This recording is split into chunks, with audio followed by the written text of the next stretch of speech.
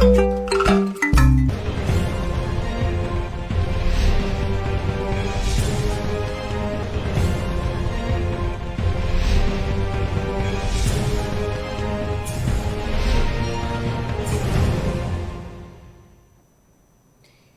et messieurs, bonjour et bienvenue dans ce journal. Les titres. Dans cette édition, nous parlons des maladies silencieuses. Qu'elles soient physiques ou morales, elles sont aussi dangereuses. Les souffrances silencieuses telles que l'inceste qui demeure un tabou ont des conséquences dramatiques. Pour en parler, nous sommes allés à la rencontre de l'association Vim Palga, un reportage à suivre dans ce journal. Promotion du tourisme culturel, un livre né pour en faire la promotion. Bouraïma Bari a dédicacé sa 3e production littéraire sur la promotion du tourisme culturel, un livre qui met en lumière les défis majeurs auxquels le tourisme burkinabé est confronté. On en parle également dans cette édition. Une fois de plus, bonjour et nous débutons par cette actualité. Aujourd'hui, 23 août, le Burkina Faso célèbre ses meilleurs élèves et enseignants qui se sont démarqués par leurs excellents résultats scolaires au cours de l'année écoulée.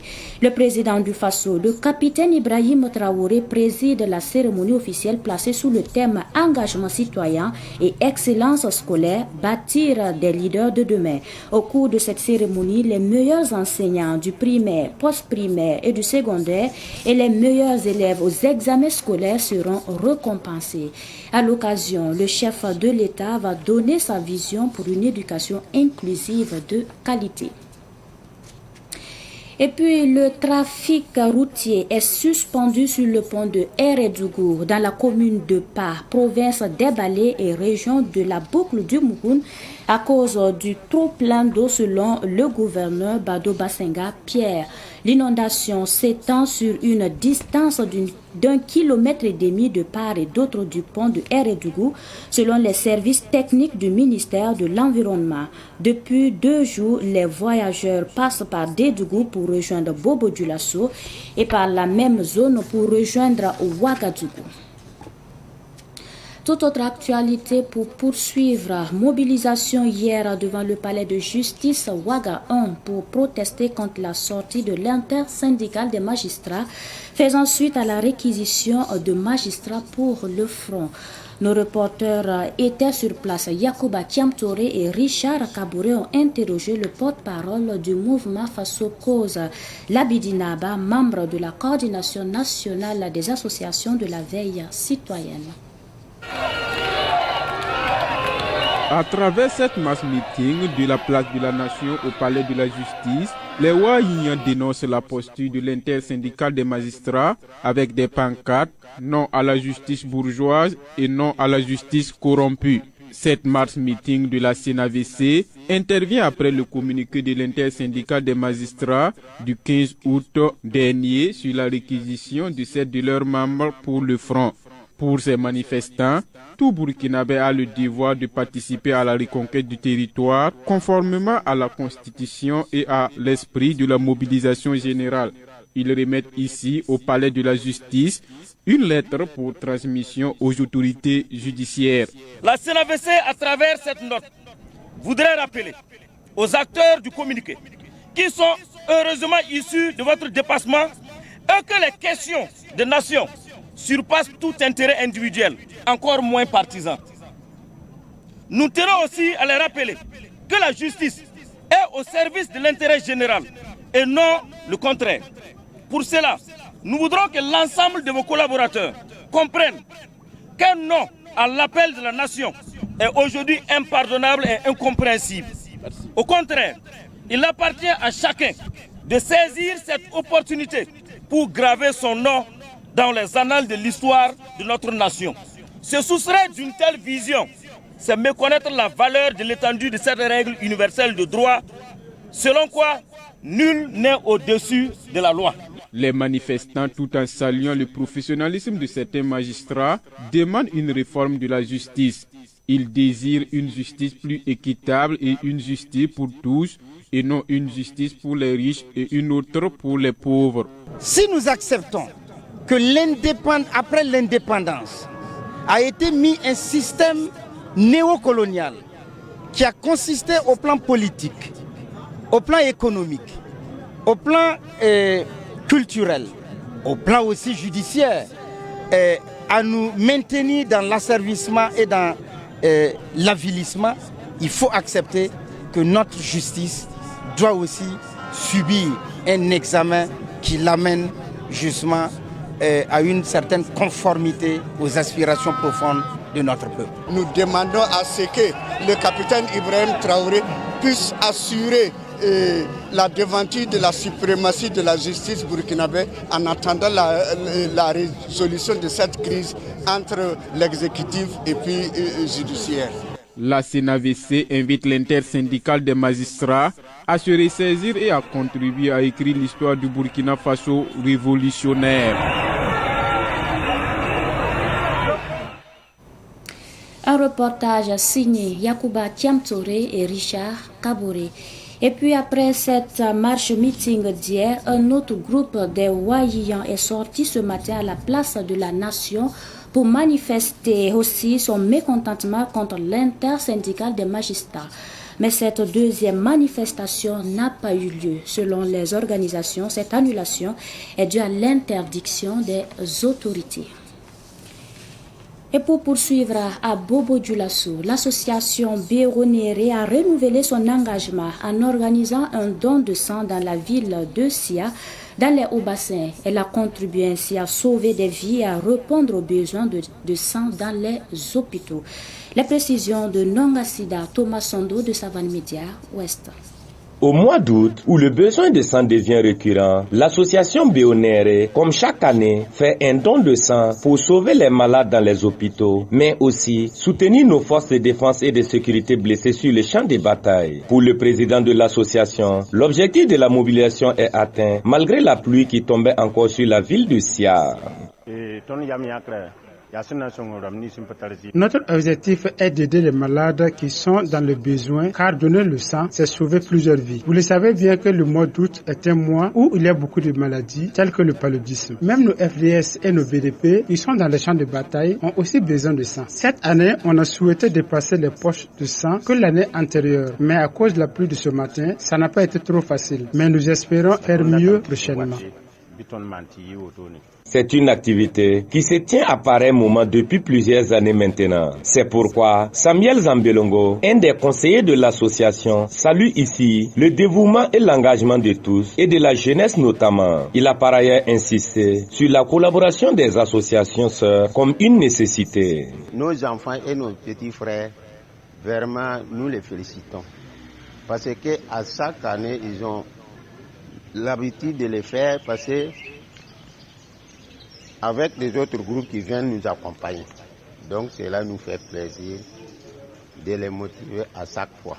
Sangasson Koulibaly, médecin généraliste au Centre régional de transfusion sanguine, se réjouit de l'initiative de cette association. Malgré les difficultés, explique-t-il, le nombre de poches reçues est déjà un atout pour contribuer à sauver des vies. C'est une très bonne initiative. Si tout le monde peut s'associer de cette manière, nous inviter à donner du sang, ça sera vraiment un impact considérable dans le don de sang. Le plus important, c'est d'avoir quelques poches, ne serait-ce que, même si c'est petit, c'est parce qu'une poche de sang peut déjà sauver 3 vies. On peut dire dans ce sens que l'objectif est atteint. En rappel, l'association Béonéré a pour objectif de regrouper les hommes et femmes à travers des activités socio-économiques, de lutter contre l'insalubrité et de cultiver l'esprit de camaraderie, d'amitié et de solidarité. Je vous l'annonçais en titre.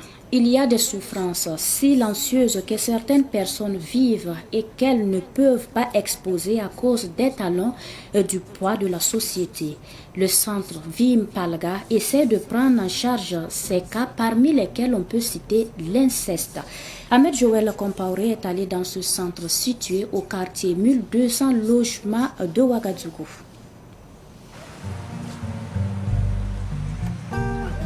Parmi les maladies dites silencieuses, il y a celles qui sont physiques, donc qui dégradent silencieusement l'organisme, et celles qui sont d'ordre psychique et mental, qui affectent le moral. Les personnes nées d'une relation incestueuse, par exemple, peuvent vivre des traumatismes physiques et psychologiques à classer dans cette deuxième catégorie de maladies silencieuses. Leur prise en charge n'est pas facile à cause du poids que la société fait peser sur elles. Au centre Vimpalga, situé aux 1200 logements à Ouagadougou, une équipe est prête à s'ouvrir à ce type de cas. Ce sont des travaux d'accompagnement, de formation, de suivi aux personnes vivant dans des situations de problèmes individuels ou de problèmes familiaux. Il y a aussi une formation typique qui concerne les personnes vivant dans ce genre de problèmes. Quand une personne est victime de l'inceste, même la personne ne dénonce même pas le coupable parce qu'il y a trop de risques. Voilà. Très souvent, en dénonçant la personne, par exemple, si c'est le papa avec sa fille, ou bien je dirais un parent avec son enfant, voilà, ou avec un oncle, une tante, voilà. Donc quand des relations sexuelles existent dans ces cadres, alors la personne a du mal à dévoiler ce qu'elle a vécu parce que les conséquences sont autant énormes que ce qu'elle porte dedans. Vimpalga reçoit en son sein plusieurs victimes de maladies silencieuses et d'autres maux. Victor Sampebgo est passé dans le centre et est guéri de la toxicomanie. J'étais en tout cas dans des souffrances silencieuses, des problèmes en tout cas qui me fatiguaient beaucoup. Maintenant, ce qui m'avait poussé à me réfugier dans l'alcool, la cigarette, a fait d'oublier certains soucis. Voilà, donc maintenant, bon, vu la situation, les parents ont dû faire recours à l'association pour pouvoir m'aider à m'en sortir. Effectivement, quand je suis venu, avec l'accompagnement, le suivi, l'écoute, on a trouvé une solution ensemble parce que quand on est venu, ils essaient de chercher une solution avec toi-même qui est le concerné. Ferdinand Sebgo invite toute personne dans ce genre de situation à se présenter au centre Vimpalga. Le problème pour ce genre de personnes, c'est parce qu'ils n'ont pas le lieu indiqué où ils peuvent s'exprimer. Toute personne qui se trouve dans des problèmes de ce genre, voilà, nous les accueillons et nous avons aussi les moyens pour les accompagner pour qu'ils puissent se remettre, voilà, et gagner en estime de soi et pouvoir affronter la société. Tout simplement parce qu'ils sont des victimes, les coupables, eux, ils ne se reprochent pas, ils vivent normalement dans leur vie. L'association Vimpalga existe depuis plusieurs années en union avec l'ONG Joie de Vivre. Elle a érigé son siège dans le quartier 1200 logements de Ouagadougou en juin dernier. Et puis, l'écrivain burkinabé Bouraïma Bari a dévoilé les grands points de son nouvel ouvrage intitulé « Promotion du tourisme culturel, analyse et perspectives pour un tourisme compétitif au Burkina Faso ». L'ouvrage met en lumière les forces et les faiblesses du tourisme culturel burkinabé dans sa dimension réglementaire et marketing. La dédicace du livre a eu lieu hier au Sénaza en présence de Madina Touedraogo et Cynthia Zungrana. L'ouvrage intitulé « Promotion du tourisme culturel, analyse et perspectives pour un tourisme compétitif au Burkina » compte 185 pages et est désormais disponible sur le marché. Son auteur, Bouraïma Bari, spécialiste en tourisme culturel, propose une analyse approfondie et des perspectives pour dynamiser ce secteur au Burkina Faso. Ce livre, c'est une contribution à pouvoir apporter un plus au développement du tourisme culturel burkinabé. Vous savez, le Burkina Faso est un pays qui a une très grande potentialité en matière de tourisme. C'est reste qu'à regarder même sa situation géographique. Située au cœur de l'Afrique occidentale, c'est une plaque tournante qui peut bien sûr développer, être un cadre d'attractivité touristique. Et nous avons beaucoup de potentialités. Et aujourd'hui, le Burkina, dans cette zone de l'Afrique, possède 4 sites touristiques reconnus comme patrimoine mondial de l'UNESCO. Ce n'est pas négligeable, ce n'est pas rien. Et pour ça, aujourd'hui, on peut dire que le tourisme culturel dans le monde apporte un plus. Et tous les pays développés travaillent aujourd'hui à mettre ce volet-là en exergue. Et c'est pour ça, c'est ce qui nous a motivés à écrire ces livres-là, pour pouvoir apporter un plus, surtout dans ces contextes actuels difficiles, où nous devons montrer un visage de résilience, un visage vraiment de combativité pour apporter un plus à notre essor économique. Simplice Honoré Djibila, parrain de la dédicace, recommande vivement la lecture de ce livre, soulignant son importance pour le développement du tourisme au Burkina Faso. Ce que j'ai retenu au niveau de ce livre, c'est le fait qu'il ait eu à faire l'état des lieux du contexte culturel et touristique de notre pays, et surtout pour les voies authentiques de promotion de ce secteur qu'il a eu à faire.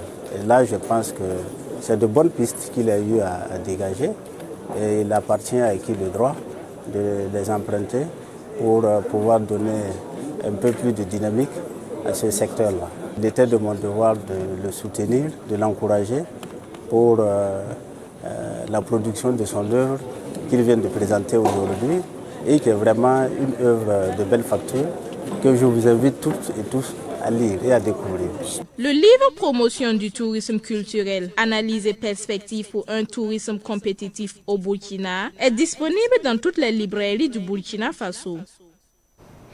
Autre sujet à présent, le Centre de formation professionnelle aux métiers émergents Bangre Noma organise à partir de demain 24 août la première édition de la foire d'exposition vente de plants d'arbres. Une foire qui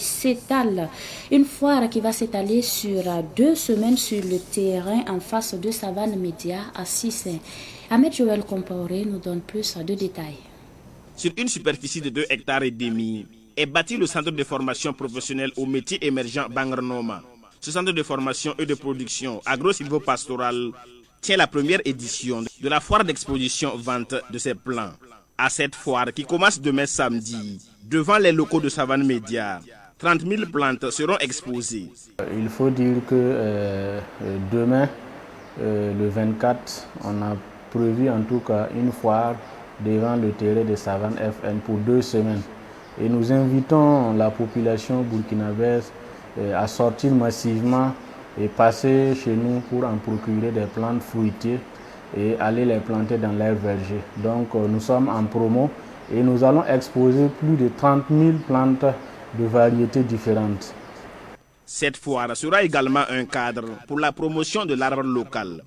L'importance de la plante, c'est quoi? C'est beaucoup plus aider également, c'est comme le gouvernement l'a si bien dit, la création des activités en lien avec l'économie verte au Burkina Faso. Donc nous voulons vraiment promouvoir tout ce qui est comme la disparition des plantes locales.